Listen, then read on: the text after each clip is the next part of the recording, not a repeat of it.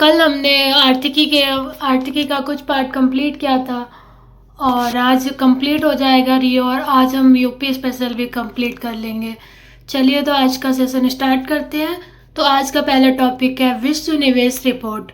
तो इसका सबसे पहले ये देखना है कौन जारी करता है। तो विश्व निवेश रिपोर्ट को अंकटाड जारी करता है। और इस वर्ष का केंद्रीय विषय क्या था? तो डिजिटल अर्थव्यवस्था में अंतर्राष्ट्रीय निवेश। बहुत ही लेटेस्ट न्यूज है, तो आप इतना इंफॉर्मेशन इसका याद रखना। 2024 में एफडीआई की दृष्टि से शीर्ष 20 घरेलू अर्थव्यवस्थाओं में भारत 18वें स्थान पर, जबकि यूएसए पहले, जापान दूसरे और चाइना तीसरे स्थान पर है। तो याद रखना, भारत का स्थान 18वां है, पहले स्थान पर यूएसए है। विगत वर्ष में भारत का स्थान 23वां था, तो काफी हद तक सुधार किया है। वैश्विक आर्थिक संभावनाएं विश्व बैंक जारी करता है इस रिपोर्ट को। 2024 में भारतीय अर्थव्यवस्था की वृद्धि दर 6.5% अनुमानित की गई थी। अब किसके द्वारा? विश्व बैंक के द्वारा। 2025 के लिए 6.3, 2026 के लिए 6.5 और 2027 के लिए 6.5 अनुमानित की गई है।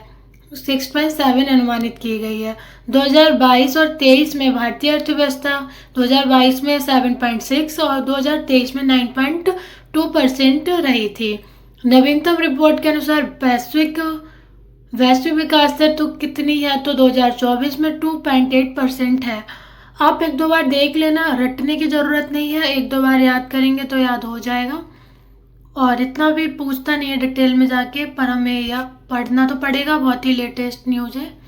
वैश्विक विकास दर 2025 2.3% अनुमानित की गई, 2026 के लिए 2.4, 2007 के लिए 2.6 अनुमानित की गई है। आप एक बार देख लीजिए इसको। विश्व आर्थिक स्थिति एवं संभावनाएं संयुक्त राष्ट्र ने जारी किया है इसको। तो 2023 में और तथा 24 में विश्व की वृद्धि दर 2.8 और 2024 में 2.9% दर्ज की गई है। 2025 में 2.4% रहने का अनुमान है और 2026 में 2.5%। तो संयुक्त राष्ट्र ने जो अपनी रिपोर्ट जारी की है उसने ये वृद्धि दर बताई है। तो और हमने उससे पहले देखा था वैश्विक आर्थिक संभावना रिपोर्ट जो विश्व बैंक ने जारी की थी। तो दोनों ने अलग अलग जारी किया है और अलग अलग बताया है, तो आप कंफ्यूज नहीं होना, अलग अलग याद रखना। वैश्विक आर्थिक स्थिति एवं संभावनाएं संयुक्त राष्ट्र ने जारी किया है। 2024 के लिए 25 के लिए हमने देख लिया है। भारतीय अर्थव्यवस्था को देख लेते हैं। तो 2025 और 26 में 2025 में भारतीय अर्थव्यवस्था की वृद्धि दर 6.3% रहेगी, 2026 में 6.4% रहेगी। तो याद रखना, ये हमने एक बार पढ़ लिया है, आप दोबारा देख लीजिए। तो 2025 में विश्व की 2.4% रहेगी और 2026 में 2.5% रहेगी। भारत की कितनी रहेगी? तो 6.3 और 6.4। 2025 का ज़्यादा याद रखना है, 6.3% रहेगी भारत की, विश्व की 2.4%। वर्ल्ड इकोनॉमिक आउटलुक कौन जारी करता है? तो IMF जारी करता है, अंतर्राष्ट्रीय मुद्रा कोष। इसने क्या स्थिति बताई है? तो वास्तविक जीडीपी वृद्धि दर विश्व की 2.8% रहेगी 2025 में, 2026 में 3% रहेगी। भारत की 6.2% और 2026 में 6.3% रहेगी। भारत की जितनों ने भी बताया है सारी रिपोर्ट्स में 6 क्या अराउंड है, उससे ऊपर ही है, और वैश्विक जीडीपी 3% के अंदर ही है। तो कुछ आप याद रखना, और स्टेटमेंट में पूछ लेते हैं कभी कभी। वित्त वर्ष 2024-25 में एफडीआई इनफ्लो। भारत सरकार द्वारा निवेशकों के अनुकूल प्रत्यक्ष विदेशी निवेश की नीति लागू की गई है, जिसके अंतर्गत अधिकांश गैर संवेदनशील क्षेत्रों में 100% एफडीआई स्वतः मार्ग से अनुमत है। तो याद रखना इसको। 2013-14 में देश की FDI inflow 36.05 billion USA dollar था, जो 2023-24 में बढ़कर 1.28 बिलियन यूएसए डॉलर तक पहुंच गया है। तो 2023-24 का याद रखना, 71% के अराउंड है, बिलियन के अराउंड है, याद रखना इसको। वित्त वर्ष 2024-25 में कुल विदेशी प्रत्यक्ष विदेशी निवेश इक्विटी इनफ्लो महाराष्ट्र में सबसे अधिक हुआ है। दूसरे नंबर पर कर्नाटक है, तीसरे स्थान पर दिल्ली है। इसको बहुत अच्छे से याद रखना, महाराष्ट्र पहले स्थान पर है एफडीआई इनफ्लो के मामले में, कर्नाटक दूसरे पर, दिल्ली तीसरे पर है। स्रोत देशों में एफडीआई कहाँ से ज़्यादा आता है तो सिंगापुर से आता है, मॉरिशस से आता है और अमेरिका से आता है। सिंगापुर पहले पे ही रहा है, तो याद रखना सिंगापुर, मॉरिशस, अमेरिका। भारत में निर्यात संबंधी आंकड़े जारी किए गए हैं, तो अप्रैल से मार्च तक के हैं 2024-25। तो निर्यात वस्तुओं का निर्यात 437 के अराउंड हुआ है, आयात 720 के आसपास हुआ है, सेवाओं का 383 और निर्यात हुआ है, और आयात 194। कुल व्यापार वस्तु एवं सेवाओं का तो निर्यात 820 और आयात 915 के अराउंड हुआ है। तो निर्यात हमें याद रखना है, निर्यात ज़्यादा पूछते हैं, तो निर्यात में वृद्धि भी बहुत अधिक हुई है। तो याद रखना 2024-25 में कुल व्यापार में निर्यात 820.93% रहा है, बिलियन रहा है। तो एक बार इसको देख लो, याद रहेगा। एशियन डेवलपमेंट आउटलुक अप्रैल 2025 कौन जारी करता है तो एडीबी जारी करता है, एशियाई विकास बैंक। इसने भारत की जीडीपी अनुमानित कितनी की है तो 2024 में 6.4% की है, 2025 के लिए 6.7% की है और 2026 के लिए 6.8% की है। यह सब ने बहुत अलग अलग जारी किया और बहुत पॉइंट का अंतर है, तो बहुत कन्फ्यूज़न होता है, पर कुछ याद रखना। स्टेटमेंट में पूछता है तो उतना कन्फ्यूज़न नहीं होता है, तो एक दो बार देखोगे तो कुछ ना कुछ याद रहेगा ही। वैश्विक व्यापार परिदृश्य सांख्यिकी कौन जारी करता है तो WTO जारी करता है, विश्व व्यापार संगठन। वस्तुगत व्यापार निर्यात और आयातक देश, तो अग्रणी देश पूछा है तो चाइना सबसे ज़्यादा निर्यात करता है, और आयात सबसे ज़्यादा कौन करता है तो यूएसए करता है। भारत का स्थान निर्यात तक के मामले में 18वां है, आयात तक के मामले में 9वां है, तो याद रखना वस्तुगत व्यापार में अग्रणी राज्य की श्रेणी में। वाणिज्यिक सेवाओं के मामले में यूएसए पहले पर है, सबसे ज़्यादा निर्यात करता है, आयात भी यूएसए ही ज़्यादा करता है।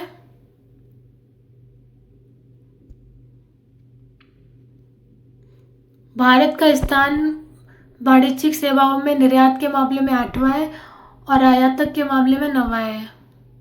भारत में गरीबी उन्मूलन, विश्व बैंक की रिपोर्ट। विश्व बैंक ने रिपोर्ट जारी की, अत्यधिक गरीबी देश में तेजी से घटी है। 2011 से 12 में जहां 16% थी तो 2022-23 में केवल 2.3% रह गई है। अत्यधिक गरीबी जो देश की है वो 2.3% रह गई है विश्व बैंक की रिपोर्ट के अनुसार। परिणाम स्वरूप ग्रामीण शहरी गरीबी का अंतर 2011-12 में जहाँ 7.7% था, जो सिमट कर अब 1.7% रह गया है, तो इसको भी याद रखना। 2011-12 में भारत में अत्यंत गरीब आबादी 67% भाग सिर्फ 5 राज्यों में है, उत्तर प्रदेश, महाराष्ट्र, बिहार, पश्चिम बंगाल और मध्य प्रदेश। तो अत्यधिक गरीबी सबसे ज़्यादा कहाँ है तो उत्तर प्रदेश पहले स्थान पर आता है, तो याद रखना। और 2022-23 में भी आंकड़ा सेम है, इन पांचों में ही अत्यंत गरीबी है। हमें उत्तर प्रदेश याद रखना है, पहले स्थान पर है अत्यधिक गरीबी के मामले में। भारत में विदेशी ऋण, उल्लेखनीय है कि भारत के बाह्य ऋण का सबसे बड़ा हिस्सा यूएसए डॉलर में है, इसके बाद भारतीय रुपया में, इसके बाद जापानी येन में। तो सब बाह्य ऋण सबसे बड़ा हिस्सा यूएसए डॉलर में, हमेशा डॉलर में ही रहता है, तो याद रखना दूसरे स्थान पर भारतीय रुपया है। हुरून ग्लोबल रिच लिस्ट जारी की गई है। न्यूयॉर्क को लगातार दूसरे वर्ष भी दुनिया के सबसे अरबपतियों की राजधानी का खिताब मिला है। लंदन का स्थान दूसरा है। मुंबई को पीछे छोड़ते हुए शंघाई पहली बार एशियाई अरबपतियों की राजधानी बना है, तो याद रखना एशिया के जो देश हैं उनमें मुंबई का स्थान तीसरा हो गया है। बीजिंग का दूसरा है, पहला शंघाई का है। अरबपतियों की सर्वाधिक संख्या अमेरिका में है, चाइना में दूसरे स्थान पर है और भारत तीसरे स्थान पर है। तो अच्छा पोजीशन है भारत का, याद रखना। अरबपतियों की सर्वाधिक संख्या के मामले में भारत तीसरे स्थान पर है।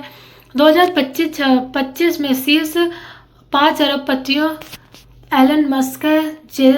एलन मस्क ही रहते हैं, वो अक्सर पूछते भी नहीं है। मुकेश अंबानी का स्थान याद रखना 17वां है। भारत के धन प्रेषण की बदलती गतिशीलता। भारत विश्व में प्रवासी धन प्रेषण के सबसे बड़े प्राप्तकर्ता में अग्रणी रहा है। विश्व बैंक के अनुसार वर्ष 2008 में धन प्रेषण शीर्ष प्राप्तकर्ता बना हुआ है। तो याद रखना, विश्व में सबसे अधिक धन प्रेषण कहाँ होता है, तो भारत में होता है। महाराष्ट्र, केरल, तमिलनाडु भारत में सर्वाधिक प्रवासी धन प्रेषण प्राप्त करने वाले शीर्ष राज्य हैं। तो महाराष्ट्र पहले स्थान पर है, इसको याद रखना।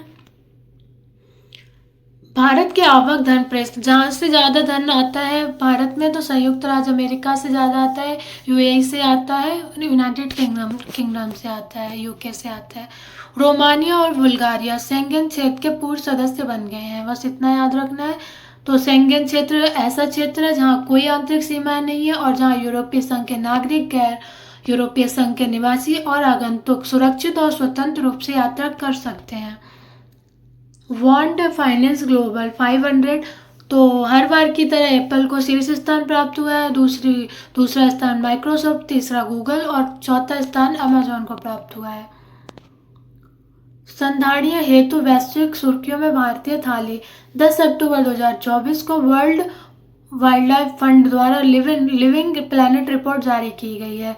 इसके तहत इस वर्ष का शीर्षक क्या था, तो संकट में एक प्रणाली। इतना याद रखना है और इसमें कुछ नहीं है। इजराइल एशियाई विकास बैंक का 69वां सदस्य बना है। थोड़ी पुरानी न्यूज़ है पर इतना याद रखना, कौन 69वां सदस्य बना है, तो इजराइल बना है 69वां सदस्य एशियाई विकास बैंक का। एशियाई पावर इंडेक्स कौन जारी करता है, तो लोवी इंस्टीट्यूट जारी करता है। जापान को पीछे छोड़ते हुए भारत तीसरी शक्तिशाली देश बन गया है, इसलिए इंपॉर्टेंट हो जाती है न्यूज, याद रखना। तो भारत के शीर्ष पर कौन है, यूएसए, दूसरे पर चाइना, तीसरा स्थान भारत का आता है। अल्जीरिया न्यू डेवलपमेंट का 9वां सदस्य बन गया है, तो इसको याद रखना। पहला बिम्स्टेक व्यापार सम्मेलन नई दिल्ली में हुआ है, इसलिए इंपॉर्टेंट हो जाता है, तो याद रखना नई दिल्ली में हुआ है पहला बिम्स्टेक व्यापार शिखर सम्मेलन। इस सम्मेलन का उद्घाटन विदेश मंत्री जयशंकर ने किया है, ना कि मोदी जी ने, तो याद रखना जयशंकर ने किया है इसका उद्घाटन। वर्ल्ड पॉपुलेशन प्रॉस्पेक्ट्स संयुक्त राष्ट्र जारी करता है। 2080 के दशक के मध्य में 10.3 बिलियन लोग तक पहुंच जाएगी हमारी जनसंख्या, जबकि 2024 में 8.2 बिलियन से अधिक है। ये भी इम्पोर्टेंट है, इतना सा याद रखना है हमें। वैश्विक जोखिम रिपोर्ट कौन जारी करता है, तो WEF करता है, विश्व आर्थिक मंच। पुराना डाटा है, उतना भी याद नहीं रखना है। परोपकार के क्षेत्र में 100 सबसे प्रभावशाली लोगों की सूची, तो टाइम पत्रिका जारी करती है। डेविड बेकहम, ये 4 श्रेणियों में जारी की गई है, तो टाइटन्स में डेविड बेकहम, माइकल ब्लूमबर्ग, तो इन सब का स्थान है। हमें मुकेश अंबानी और नीता अंबानी को भी टाइटन श्रेणी में स्थान दिया गया है, तो इन दोनों का याद रखना। जीरोधा के संस्थापक निखिल कामत को ट्रेल ब्लेजर्स श्रेणी में रखा गया है, तो इतनी न्यूज़ याद रखनी है। मानव विकास रिपोर्ट संयुक्त UNDP जारी करता है इसको। भारत को मध्यम मानव विकास वर्ग में रखा गया है और रैंक है 130, तो भारत की रैंकिंग याद रखनी है 130 और मध्यम मानव विकास वर्ग में रखा गया है। 2023 में संपूर्ण विश्व में संयुक्त राष्ट्र में मानव विकास सूचकांक की तुलना में वृद्धि दर्ज की गई है। शीर्ष स्थान किसे मिला है इस सूचकांक में, तो आइसलैंड पहले पर है, नॉर्वे और स्विट्जरलैंड संयुक्त रूप से दूसरे स्थान पर है, तो आइसलैंड पहले पर है, नॉर्वे स्विट्जरलैंड दूसरे पर है। भारत का स्थान 130 है। से अधिक उच्च भुगतान पाने वाले एथलीटों की सूची जारी की गई है। इसमें क्रिस्टियानो रोनाल्डो, जो कि पुर्तगाल के हैं और फुटबॉल खिलाड़ी हैं, उनको प्रथम स्थान मिला है। सबसे ज़्यादा उच्च भुगतान, सबसे ज़्यादा पैसे यही लेते हैं। तो बस इतना याद रखना है इसमें। विश्व के अरबपतियों की सूची 2025 जारी की गई है, जिसमें एलन मस्क को हर बार की तरह पहला स्थान दिया गया है। मुकेश अंबानी को इस सूची में 18वें स्थान पर रखा गया है। गौतम अडानी 28वें स्थान पर हैं और सावित्री जिंदल एंड परिवार 48वां स्थान मिला है। तो भारत के 3 कौन कौन से हैं जो कि इसमें शामिल है? मुकेश अंबानी, गौतम अडानी और Savitri Jindal. Sky tracks world airport awards. विश्व के सर्वश्रेष्ठ हवाई अड्डे को देखते हैं तो सिंगापुर चांगी हवाई अड्डा सिंगापुर में है, जो कि उसे पहला स्थान प्राप्त हुआ है। नई दिल्ली का इंदिरा गांधी अंतर्राष्ट्रीय हवाई अड्डे को 32वां स्थान मिला है और भारत के परिप्रेक्ष्य में पहला स्थान नई दिल्ली का इंदिरा गांधी अंतर्राष्ट्रीय हवाई अड्डा है।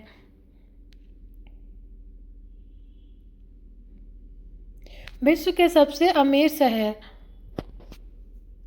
जारी रिपोर्ट के अनुसार 1 मिलियन $, या उससे अधिक संपत्ति वाले निवासी करोड़पतियों की संख्या में शीर्ष 50 शहरों में से 11 शहर अमेरिका के हैं। तो न्यूयॉर्क पहले स्थान पर है। दूसरे स्थान पर सिटी ऑफ सैन फ्रांसिस्को, जो कि अमेरिका में है, तो दूसरा स्थान उसे मिला है। सिलिकॉन वैली को तीसरा स्थान मिला है। ब्रांड फाइनेंस आईटी सर्विसेज विश्व की सबसे मूल्यवान आईटी सेवा ब्रांड। तो एप्पल को पहला स्थान मिला है, एक्सेंचर को दूसरा स्थान मिला है, माइक्रोसॉफ्ट को तीसरा स्थान मिला है। भारत की HCL टेक शीर्ष मूल्यवान ब्रांड में 8वें और विप्रो को 9वां स्थान प्राप्त हुआ है। उत्तर प्रदेश को देखते हैं तो आगरा के सिंगना में अंतर्राष्ट्रीय आलू केंद्र के दक्षिणी एशिया क्षेत्रीय केंद्र की स्थापना हेतु कृषि एवं किसान कल्याण मंत्रालय के प्रस्ताव को मंजूरी प्रदान की गई है। तो याद रखना, अंतर्राष्ट्रीय आलू केंद्र कहाँ स्थापित किया जाएगा? तो आगरा के सिंगना में। गोरखपुर लिंक एक्सप्रेस वे, तो गोरखपुर जिले के जैतपुर से गोरखपुर लिंक एक्सप्रेस वे का लोकार्पण किया गया है मुख्यमंत्री योगी आदित्यनाथ द्वारा। इस एक्सप्रेस वे की कुल लंबाई 91.532 किलोमीटर है। इसमें कितनी राशि खर्च की जाएगी? तो 7,283 रुपये खर्च किए जाएंगे। बहराइच केंद्रीय मंत्री भूपेंद्र यादव ने बहराइच में स्थित कतरनिया घाट वन्यजीव अभयारण्य का दौरा किया। उन्होंने वन अधिकारियों के साथ घड़ियालों के संरक्षण को बढ़ावा देने के लिए गेरुआ नदी में घड़ियाल के 7 बच्चे छोड़े। मानव वन्यजीव संघर्ष प्रबंधन कार्यशाला 19 जून 2025 को केंद्रीय मंत्री भूपेंद्र यादव ने उत्तर प्रदेश के दुधवा टाइगर रिजर्व में इस कार्यशाला की अध्यक्षता की है। इतना इम्पोर्टेंट भी नहीं है, बस पढ़ लेना, याद रहेगा आपको। उत्तर प्रदेश में पूर्व अग्निवीरों का आरक्षण 3 जून 2025 को उत्तर प्रदेश मंत्रिमंडल द्वारा पूर्व अग्निवीरों को राज्य पुलिस बल में 20% क्षैतिज आरक्षण देने का निर्णय लिया गया है। तो अग्निवीरों को आरक्षण कौन देगा? तो उत्तर प्रदेश सरकार देगी। यह आरक्षण उत्तर प्रदेश पुलिस आरक्षी, PSC आरक्षी, घुड़सवार और फायरमैन की सीधी भर्ती में लागू होगा। गोरखपुर में गार्बेज ट्रांसफर स्टेशन का लोकार्पण किया गया है योगी आदित्यनाथ द्वारा। यह गोरखपुर जिले के चरगांवा में 200 TPD क्षमता के गार्बेज ट्रांसफर स्टेशन का लोकार्पण हुआ है। तो इतना याद रखना, गोरखपुर में किया गया है garbage transfer station. Uttar Pradesh में ODOP योजना के तहत शामिल नए उत्पाद। मई 2025 में उत्तर प्रदेश सरकार ने अपनी प्रमुख एक जिला एक उत्पाद योजना के तहत 12 नए उत्पादों को शामिल किया है।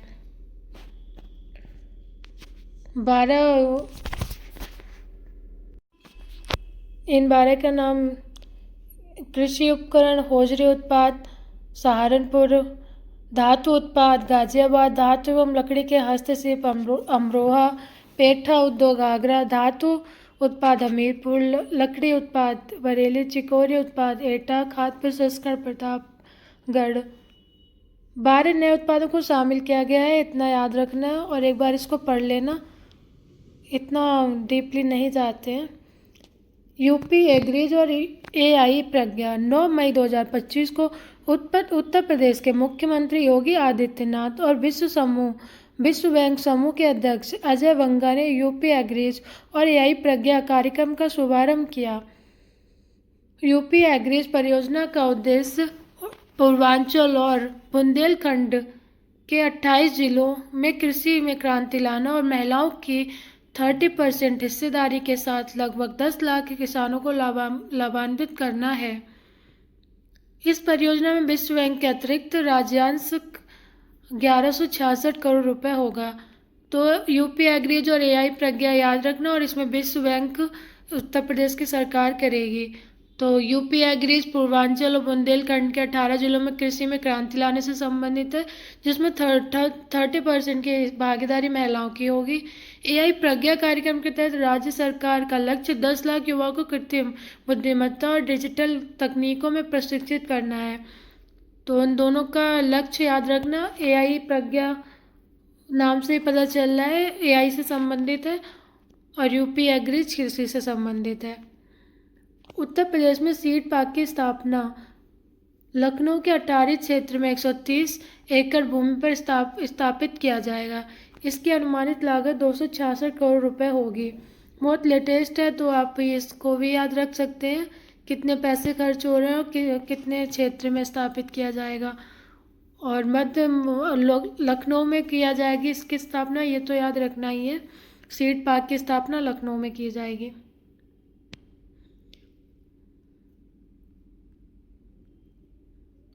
उत्तर प्रदेश नई दुग्ध प्रसंस्करण इकाइयों की स्थापना और मौजूदा इकाइयों के आधुनिकीकरण के लिए पूंजीगत अनुदान को 10% से बढ़ाकर 35% कर दिया है।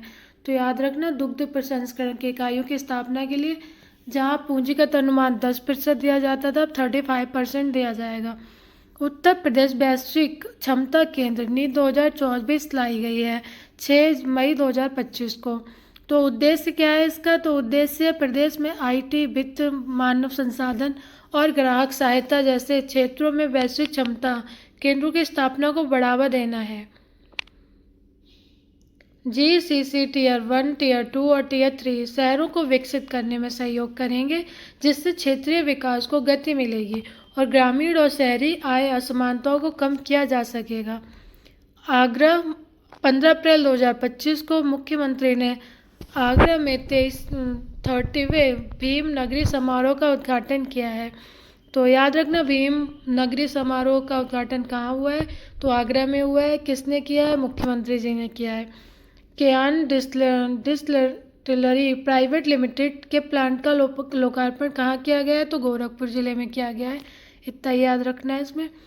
श्रृंगबेरपुर धाम 3 अप्रैल 2025 को मुख्यमंत्री ने श्रृंगबेरपुर धाम प्रयागराज में मर्यादा पुरुषोत्तम प्रभु श्री राम के प्रिय सखा भगवान निषाद राजगुहा के जन्मोत्सव के अवसर पर इसको आयोजित किया गया है। तो याद रखना, प्रयागराज में हुआ है इसका। राष्ट्रीय राजमार्ग रसद प्रबंधन लिमिटेड भारतीय अंतर्देशीय जल मार्ग प्राधिकरण के मध्य समझौता हुआ है। वाराणसी में डॉल्फिन सफारी मार्च 2025 में उत्तर प्रदेश सरकार द्वारा इसे बनाने की घोषणा की गई है। तो डॉल्फिन सफारी कहाँ बनाई जाएगी? तो वाराणसी में बनाई जाएगी। बिठूर महोत्सव कहाँ मनाया गया? कानपुर में मनाया गया। इस वर्ष यह महोत्सव उत्तर प्रदेश और महाराष्ट्र की साझा संस्कृति और ऐतिहासिक विरासत पर आधारित था। रंगोत्सव कहाँ मनाया गया? तो बरसाना में मनाया गया। काशी तमिलम संगम वाराणसी में काशी तमिलम संगम 3.0 का आयोजन किया गया फरवरी 2025 में। भारतीय कला इतिहास कांग्रेस का 32वां सत्र 2025 को नोएडा में किया गया है। तो इसको याद रखना। अंतर्राष्ट्रीय पक्षी महोत्सव कहाँ मनाया गया? तो प्रयागराज में मनाया गया है। वाराणसी में 23 जनवरी 2025 को जनवरी 2025 को भारतीय अंतर्देशीय जल मार्ग प्राधिकरण द्वारा उत्तर प्रदेश के इस शहर में अपने मौजूदा उप कार्यालय को पूर्ण क्षेत्रीय कार्यालय के रूप में उन्नत करने की घोषणा की गई है। तो अंतर्देशीय जल प्राधिकरण का क्षेत्रीय कार्यालय कहाँ है? तो वाराणसी में, उत्तर प्रदेश में। गोरखपुर शहीद अशफाक उल्लाह खां प्राणी उद्यान में हाथी रेस्क्यू सेंटर और तितली उद्यान का लोकार्पण किया गया है। तो याद रखना, हाँ, अशफाक उल्लाह खां प्राणी उद्यान कहाँ है? गोरखपुर में है। और यहाँ पे क्या किया गया है? तो हाथी रेस्क्यू सेंटर और तितली उद्यान की स्थापना की गई है। ग्रेटर नोएडा फरवरी 2025 को केंद्रीय मंत्री जयंत चौधरी द्वारा उत्तर प्रदेश के इस नगर में NSTC अंतर्राष्ट्रीय अकादमी का उद्घाटन किया गया है। उत्तर प्रदेश गौरव सम्मान 2025 24 से 26 जनवरी 2025 को अवध शिल्प ग्राम लखनऊ में आयोजित उत्तर प्रदेश स्थापना दिवस समारोह के दौरान यह सम्मान प्रदान किया गया है।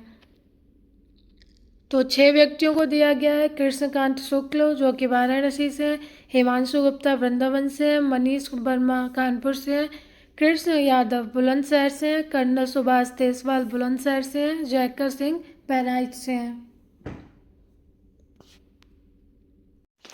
एक दो बार पढ़ लेना, याद रहेंगे इनके नाम। उत्तर प्रदेश एरोस्पेस एवं रक्षा इकाई एवं रोजगार प्रोत्साहन नीति 2024 22 जनवरी 2025 को महाकुंभ प्रयागराज में मंत्रिमंडल की बैठक में यह नीति अनुमोदित हुई।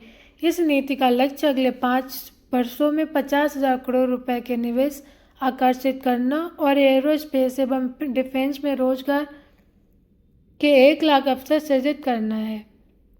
भारतीय कला इतिहास कांग्रेस का 32वां सत्र नोएडा में किया गया है। जनजाति सांस्कृतिक समागम प्रयागराज में मनाया गया। उत्तर प्रदेश सरकार वेस्टर्न सिडनी विश्वविद्यालय ऑस्ट्रेलिया के मध्य समझौता हुआ है। तो कहाँ हुआ है? ग्रेटर नोएडा में। और ये भी याद रखना, उत्तर प्रदेश सरकार और सिडनी विश्वविद्यालय ऑस्ट्रेलिया के मध्य हुआ है। उत्तर प्रदेश सहकारिता वर्ष 26 जनवरी 2025 को मुख्यमंत्री योगी आदित्यनाथ ने इसका शुभारंभ किया। इस अवसर पर मुख्यमंत्री के निजी उद्यमी गारंटी योजना के अंतर्गत निर्मित कौशाम्बी जिले के मंझनपुर में 15,000 मीट्रिक टन और सुल्तानपुर के हरिहरपुर में 50,000 मीट्रिक टन क्षमता के गोदामों का भी लोकार्पण किया गया है। कुंभवाणी चैनल 10 जनवरी 2025 को उत्तर प्रदेश के मुख्यमंत्री योगी आदित्यनाथ द्वारा प्रयागराज में महाकुंभ 2025 को समर्पित आकाशवाणी के कुंभवाणी चैनल का शुभारंभ किया गया है। तो कुंभवाणी का शुभारंभ कहाँ किया गया है? प्रयागराज में। 2 नए निजी औद्योगिक पार्कों को मंजूरी प्रदान की गई है। नवंबर 2024 को उत्तर प्रदेश MSME विभाग द्वारा सहारनपुर और मुरादाबाद में 2 निजी औद्योगिक पार्कों को स्थापित किया जाएगा। तो ये याद रखना, 2 निजी औद्योगिक पार्क कहाँ स्थापित किए जाएंगे? तो सहारनपुर और मुरादाबाद में। गारंटी मोचन निधि की स्थापना राज्य सरकार द्वारा गारंटी मोचन निधि की स्थापना करने हेतु प्रस्ताव को स्वीकृति प्रदान की गई है। तो याद रखना, उत्तर प्रदेश सरकार ने गारंटी मोचन निधि की स्थापना को मंजूरी दी है। CII एग्रोटेक इंडिया और कृषि भारत 2024 नवंबर 2024 के मध्य भारतीय उद्योग संघ द्वारा लखनऊ में आयोजित किया गया है। पहली डबल डेकर EV बस सेवा लखनऊ में शुरू की गई है। कुंभ साय AI या चैटबॉट प्रयागराज महाकुंभ हेतु पहली बार आर्टिफिशियल इंटेलिजेंस द्वारा आधारित यह चैटबॉट श्रद्धालुओं के लिए विकसित किया गया। इससे श्रद्धालुओं को 10 से अधिक भाषाओं में लिख और बोलकर सूचनाएं प्राप्त करने में सहायता हुई। उत्तर प्रदेश का पहला निजी टेक्सटाइल पार्क तो कहाँ बनाया जाएगा? तो शामली में बनाया जाएगा। याद रखना, उत्तर प्रदेश का पहला निजी टेक्सटाइल पार्क है, शामली में स्थापित किया जाएगा। 8वां दीपोत्सव 2024 कहाँ मनाया गया? तो अयोध्या में मनाया गया। उत्तर प्रदेश के पहले पीपीपी मॉडल पर बने मेडिकल कॉलेज एंड हॉस्पिटल का उद्घाटन किया गया है। कहाँ किया गया है? तो महाराजगंज जिले में किया गया है। Uttar Pradesh clean air management project, तो कौन वित्त पोषण करेगा? तो विश्व बैंक इसमें उत्तर प्रदेश सरकार की सहायता करेगी। अंतर्राष्ट्रीय योग एवं आरोग्य केंद्र बागपत जिले में स्थापित किया जाएगा। अंतर्राष्ट्रीय योग एवं आरोग्य केंद्र। मुख्यमंत्री युवा उद्यमी विकास अभियान 1 अक्टूबर 2024 को उत्तर प्रदेश मंत्रिपरिषद द्वारा इस अभियान के प्रख्यान के प्रस्ताव को स्वीकृति प्रदान की गई है। उत्तर प्रदेश बायो प्लास्टिक उद्योग नीति 2024 1 अक्टूबर 2024 को उत्तर प्रदेश मंत्रिपरिषद द्वारा इस नीति के प्रख्यान के प्रस्ताव को मंजूरी दी गई है। सूचना प्रौद्योगिकी एवं सूचना प्रौद्योगिकी जनित सेवा को उद्योग का दर्जा प्रदान किया गया है उत्तर प्रदेश मंत्रिमंडल द्वारा। मोटे अनाज क्रय नीति निर्धारण प्रस्ताव, मक्का, बाजरा, ज्वार मोटे अनाज में आते हैं।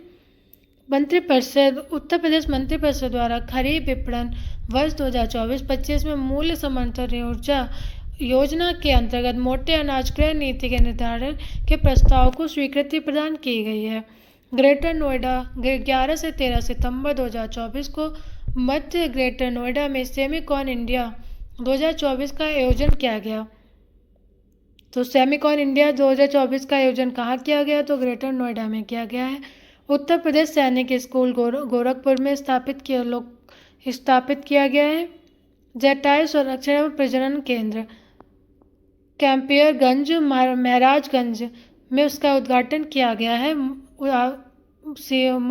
मुख्यमंत्री योगी आदित्यनाथ द्वारा। तो इसको इतना याद रखना है, महाराजगंज में स्थापित किया गया है जटायु संरक्षण एवं प्रजनन केंद्र। रोड टू स्कूल कार्यक्रम कहाँ शुरू किया गया? तो गोरखपुर में किया गया है। यूपी इंटरनेशनल ट्रेड शो कहाँ किया गया? ग्रेटर नोएडा में इसका आयोजन किया गया। उत्तर प्रदेश राज्य राजधानी क्षेत्र और अन्य क्षेत्र विकास प्राधिकरण अधिनियम 2024।